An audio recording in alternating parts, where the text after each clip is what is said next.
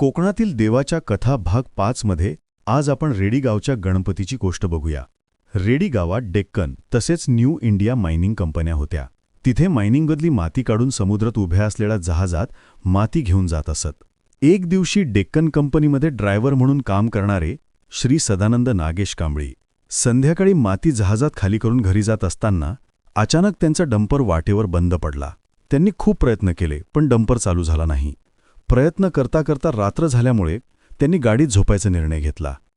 सकाळी पहाटेच्या झोपेमध्ये त्यांना एक स्वप्न पडलं की मी खाली आहे, मला बाहेर काढ. त्यांनी त्याच्यावर लक्ष दिलं नाही. पुन्हा काही दिवसांनी त्यांचा डंपर त्याच ठिकाणी बंद पडला. त्यांनी पुन्हा डंपरमध्ये झोपायचा निर्णय घेतला. 18 एप्रिल 1976च्या सकाळी परत त्यांना स्वप्न पडले. त्यांच्या स्वप्नात साक्षात श्री गजानन प्रकट होऊन त्यांनी त्याला आदेश दिला की ह्या जागी माझी मूर्ती आहे ती मोकळी कर. ही माहिती त्यांनी गावातील लोकांना सांगितली. त्यानंतर त्याने तिथे खणण्यास सुरुवात केली.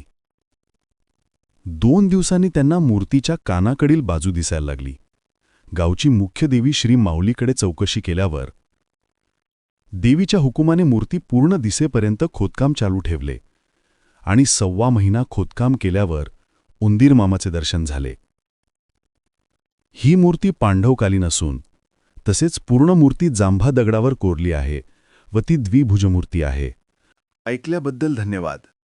पुन्हा भेटूया कोकणातील देवाच्या कथा भाग 6 मध्ये.